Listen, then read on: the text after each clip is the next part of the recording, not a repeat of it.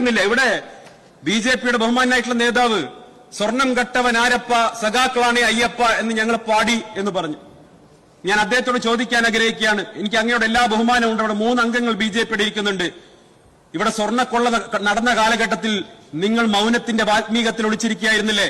10 ദിവസം ആ സ്വർണ്ണക്കള്ളക്കെതിരെ പ്രതിഷേധിച്ചതിന്റെ പേരിൽ ജയിലിൽ കിടന്നിട്ടാണ് UDFന്റെ അംഗമായിട്ട് ഞാൻ ഈ നിയമസഭയിലെത്തിയിട്ടുള്ളത്. നിങ്ങൾ എവിടെയായിരുന്നു?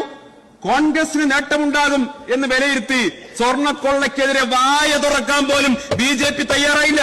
നിങ്ങൾ മനസ്സിലാക്കണം. എന്റെ കയ്യിലുള്ളത് 2019 ബിജെപിയുടെ പ്രകടന പത്രികയാണ്, സങ്കല്പ് പത്ര.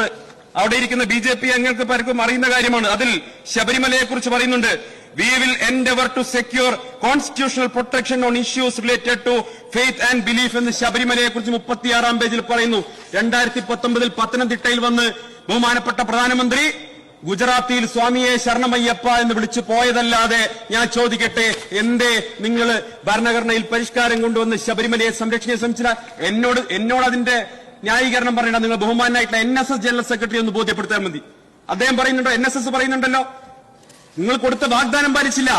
ശബരിമല എന്നത് ബിജെപിയുടെ പൊളിറ്റിക്കൽ ടൂൾ മാത്രമാണ്. ശബരിമല എന്നത് ബിജെപിയുടെ എക്കാലത്തെയും വലിയ പൊളിറ്റിക്കൽ ടൂൾ മാത്രമാണ്. നിങ്ങൾക്ക് അയ്യപ്പനിലോ ശബരിമലയിലോ ഒരു വിശ്വാസമില്ല. സർ, ഒരു കാര്യം കൂടി